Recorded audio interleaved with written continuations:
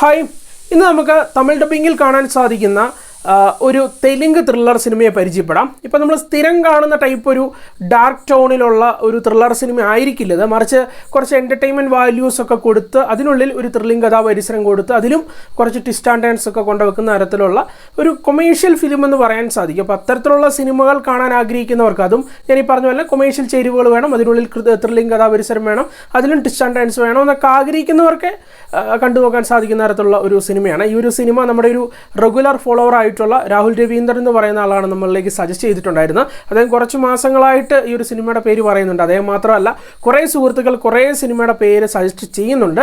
നമ്മൾ മനഃപൂർവ്വം കാണാത്തല്ല, ടൈം കിട്ടാത്തതുകൊണ്ടാണ്. ഇപ്പോഴാണ് കുറച്ച് ടൈമൊക്കെ ആയി വരുന്നത്. അപ്പോൾ എല്ലാം ഇനി വഴിയെ ഓരോന്നും ഇരുന്ന് കാണണം. അപ്പോൾ എന്തായാലും അദ്ദേഹത്തിന് ഒരു നന്ദി പറയുന്നു. ഇനി സിനിമയുടെ പേര് പറയാം. അതിന് മുന്നോടിയായിട്ട് സിനിമ എവിടെ കാണാമെന്ന് ചോദിച്ചു കഴിഞ്ഞാൽ, ഞാൻ ആഹാ തമിഴിലാണ് കണ്ടത്. സിനിമ തമിഴ് ഡബ്ബിങ്ങിൽ അവിടെ അവൈലബിൾ ആണ്. ഞാൻ ടെലിഗ്രാമിൽ നോക്കട്ടെ, അവിടുന്ന് എവിടെന്നെങ്കിലും തമിഴ് ഡബ്ബ് വേർഷൻ കിട്ടുവാണെങ്കിൽ ഗ്രൂപ്പിലേക്ക് ഫോർവേഡ് ചെയ്തേക്കാം. ഇനി സിനിമയുടെ പേര് പറയാം. സിനിമയുടെ പേര് ദാസ് കാ ദംഗി. 2023 പുറത്തിറങ്ങിയിട്ടുണ്ടായിരുന്ന ഈ ഒരു തെലുങ്ക് ത്രില്ലർ സിനിമയുടെ ഒരു പ്രമേയത്തിലേക്ക് നോക്കുമ്പോഴത്തേക്കും നമ്മുടെ ചിത്രത്തിലെ കഥാനായകൻ്റെ പേര് കൃഷ്ണദാസ് എന്നുള്ളതാണ്. ആളെ സംബന്ധിച്ചിടത്തോളം ആളൊരു 5 സ്റ്റാർ ഹോട്ടലിലെ സപ്ലയറാണ്.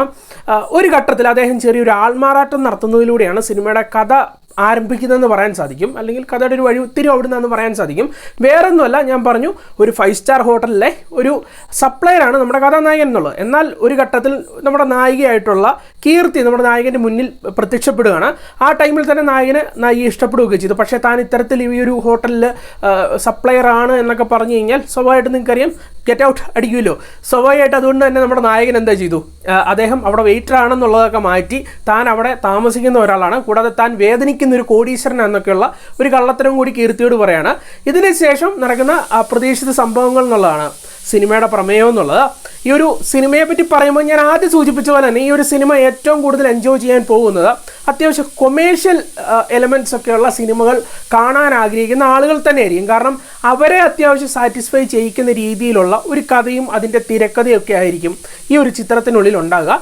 അതായത് ഈ ഒരു സിനിമയ്ക്കുള്ളിൽ അത്യാവശ്യം എല്ലാ കൊമേഴ്ഷ്യൽ ചേരുവകളുണ്ട്. ഇപ്പം റൊമാൻസ് ഉണ്ട്, അതിനോടൊപ്പമുള്ള സോങ്സ്, ഡാൻസ്, പിന്നെ സിനിമയ്ക്കുള്ളിൽ ആക്ഷൻ പരിസരം ക്രിയേറ്റ് ചെയ്യുന്നുണ്ട്. പിന്നെ ഇതിൻ്റെയൊക്കെ ബേസ് തീമായിട്ട് ഒരു ത്രില്ലിംഗ് കഥ അല്ലെങ്കിൽ ഒരു പരിസരവും കൂടെ ക്രിയേറ്റ് ചെയ്യുന്നുണ്ട്. പിന്നെ ആ കഥ ഇങ്ങനെ പയ്യെ ഈ കൊമേഴ്ഷ്യൽ ചേരുവകളൊക്കെ വെച്ച് പറഞ്ഞു പോകുമ്പോഴത്തേക്കും അവിടെയിടങ്ങളിലായിട്ട് കുറേ ട്വിസ്റ്റ് ആൻഡ് ടേൺസ് കൊണ്ടുപോകുന്നു. ആ ഒരു രീതിയിലുള്ള ഒരു സിനിമയാണ്. സോ ഞാൻ ഈ ആദ്യം സൂചിപ്പിച്ച പോലെ തന്നെ കുറച്ച് ഡാർക്ക് ടോണിലല്ലാതെ കുറച്ച് കളർഫുള്ളായിട്ട് ഒരു കൊമേഴ്ഷ്യൽ പാക്ഡ് ആയിട്ട് കഥ പറയുന്ന ഒരു ത്രില്ലർ സിനിമയൊക്കെ കാണാൻ ആഗ്രഹിക്കുന്നവനെ സംബന്ധിച്ചിടത്തോളം, അല്ലെങ്കിൽ അത്തരത്തിലുള്ള ഒരു ഓഡിയൻസിനെ സംബന്ധിച്ചിടത്തോളം അവനെ അത്യാവശ്യം എൻ്റർടൈൻ ചെയ്യിക്കും ഈ ഒരു സിനിമയുടെ കഥയും അതിൻ്റെ അവതരണവും എന്നുള്ളതാണ് ആദ്യത്തെ ഒരു പ്രത്യേകത എന്നുള്ളത്. കൂടാതെ പെർഫോമൻസ് വൈസിലും കിഡിലൻ പ്രകടനങ്ങൾ നിങ്ങൾക്ക് എക്സ്പീരിയൻസ് ചെയ്യാൻ സാധിക്കുന്ന ഒരു സിനിമ തന്നെയാണ്. എടുത്തു പറയേണ്ടത് നായകനായിട്ട് എത്തുന്നത് വിശ്വക് സെന്നാണ്.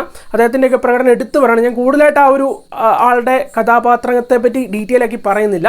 സിനിമയ്ക്കുള്ളിൽ ചില സർപ്രൈസുകൾ ആ ഒരു ക്യാരക്ടറിലൊക്കെ നിങ്ങൾക്ക് കിട്ടും. തീർച്ചയായിട്ടും കിഡിലനായിട്ട് തന്നെയാണ് അദ്ദേഹം ആ ഒരു ക്യാരക്ടറിനെ സ്ക്രീനിലേക്ക് എത്തിച്ചിട്ടുണ്ടായിരുന്നത്. കൂടാതെ നിവേദ ബദ്രാജ് എന്ന് പറയുന്ന ആക്ട്രസ്സാണ് നായികയായിട്ട് എത്തിയിട്ടുണ്ടായിരുന്നത്.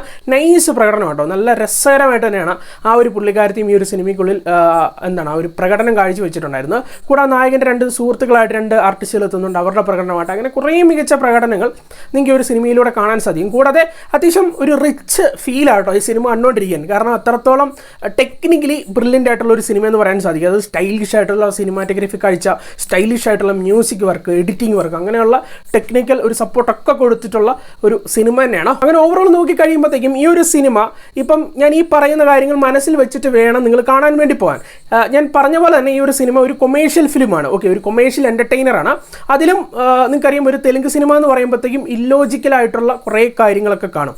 ഈ സിനിമയ്ക്കുള്ളിലാണെങ്കിലും ലോജിക്കലി നമ്മൾ ചിന്തിച്ചു കഴിഞ്ഞാൽ എഴുത്തിൽ മാത്രം സംഭവിക്കുന്ന കുറച്ച് സംഭവവികാസങ്ങളൊക്കെ എന്തായാലും ഈ ഒരു സിനിമയ്ക്കുള്ളിൽ കാണും. അത് എൻ്റർടൈൻമെൻറ്റ് ഫിലിം പ്രതീക്ഷിച്ച് പോകുന്നവർക്ക് അത് എൻ്റർടൈൻ ചെയ്യാൻ സാധിക്കും. മറിച്ച് നിങ്ങൾ സിനിമ ആധികാരികമായിട്ട് ഇങ്ങനെ വളരെ കീറി മുറിച്ചിരുന്ന് പരിശോധിക്കുന്ന ഒരാളാണെന്നുണ്ടെങ്കിൽ നിങ്ങളെ ഒരുപാട് കാര്യങ്ങളിൽ ഈ സിനിമ ഒരു വിയോജിപ്പ് സൃഷ്ടിക്കും. കാരണം എന്നുള്ളത് ചില സംഭവങ്ങളൊന്നും അത് ലോജിക്കലി നമുക്ക് യാതൊരു വിധത്തിൽ അംഗീകരിക്കാൻ സാധിക്കില്ല. അത്തരത്തിലുള്ള ലോജിക്കൽ ഇറേഴ്സ് ഒക്കെ തന്നെ കുറേ ഇടങ്ങളിൽ കാണും. അത് യുക്തിപരമായിട്ട് ചിന്തിച്ചു കഴിഞ്ഞാൽ സിനിമയിൽ മാത്രം നടക്കുന്ന സംഭവമാടാവേ എന്ന് നമ്മൾ പറഞ്ഞു പോകുന്ന തരത്തിലുള്ള കുറച്ച് സംഭവങ്ങളൊക്കെ കാണും. അപ്പോൾ ഞാൻ ഈ പറഞ്ഞ പോലെ തന്നെ ഒരു കൊമേഴ്ഷ്യൽ ഫിലിം ആയിരിക്കണം, അതിനുള്ളിൽ കുറച്ച് ത്രില്ലിംഗ് സംഭവങ്ങൾ കാണണം, അല്ലെങ്കിൽ ഒരു ത്രില്ലിംഗ് കഥാപരിസരം വേണം, അതിനുള്ളിൽ അത്യാവശ്യം ഒന്നിലധികം ട്വിസ്റ്റ് ആൻഡ് ടേൺസ് ഒക്കെ വേണം എന്ന് ആഗ്രഹിക്കുന്ന ആളുകൾക്ക്, അതും കുറച്ച് എനിക്ക് ലോജിക്ക് അങ്ങനെയൊന്നും വിഷയമില്ല എന്ന് ആഗ്രഹിക്കുന്ന ആളുകൾക്ക് ധൈര്യമായിട്ടൊന്ന് പോയി കാണാൻ സാധിക്കുന്ന ഒരു ചിത്രം തന്നെയാണ്. ഞാൻ ഈ പറഞ്ഞ മറ്റേ കാറ്റഗറിയിലുള്ള ഓഡിയൻസും നിങ്ങളൊന്ന് ട്രൈ ചെയ്ത് നോക്കുക. അപ്പോൾ നിങ്ങൾ പോകുമ്പോഴത്തേക്കും ഒരു എൻ്റർടൈൻമെൻറ്റ് ഫിലിം കാണണം എന്നുള്ള ഒരു ആഗ്രഹത്തോട് പോയാൽ മതി. ഞാൻ കണ്ടപ്പോഴത്തേക്കും എനിക്കറിയാം ഇതിൻ്റെ സ്വഭാവം എന്താണ്. ഒരു അടിപൊളി എൻ്റർടൈനർ ആയിരിക്കും, അതിനുള്ളിൽ ത്രില്ലിംഗ് കഥാപരിസരമായിരിക്കും, പിന്നെ കുറച്ച് ലോജിക്കൊക്കെ മാറ്റി വെക്കണമെന്ന് എനിക്കറിയായിരുന്നു. ആ ഒരു രീതിയിൽ ഞാൻ കണ്ടു. ഇപ്പം മുഷിപ്പില്ലാതെ തന്നെയാണ് സിനിമ സ്റ്റാർട്ട് ടു എൻഡ് ഇരുന്ന് കണ്ടിട്ടുണ്ടായിരുന്നു. എന്തായാലും ഒന്ന് നിങ്ങൾ ട്രൈ ചെയ്ത് നോക്കുക. പിന്നെ കുടുംബമായിട്ടിരുന്ന് കാണാമെന്ന് ചോദിച്ചു കഴിഞ്ഞാൽ കുറച്ച് ഗ്ലാമറസ് ആയിട്ടുള്ള സിറ്റുവേഷൻസൊക്കെ തീർച്ചയായിട്ടും സിനിമയ്ക്കുള്ളിൽ കാണും. വേറെ രീതിയിലുള്ള സംഭവങ്ങളൊന്നുമില്ല, അഡൽട്ട് കണ്ടൻറ്റ് കാര്യങ്ങളൊന്നുമില്ല, പിന്നെ വയലൻസും കാണുന്നതായിരിക്കും. സോ മെച്ചുറായിട്ടുള്ളവർക്കൊക്കെ ഇരുന്ന് കാണാം. അത് ഗ്ലാമറസ് ആയിട്ടുള്ള സോങ്സും കാര്യങ്ങളൊക്കെയാണ് ഞാൻ ഉദ്ദേശിച്ചത്.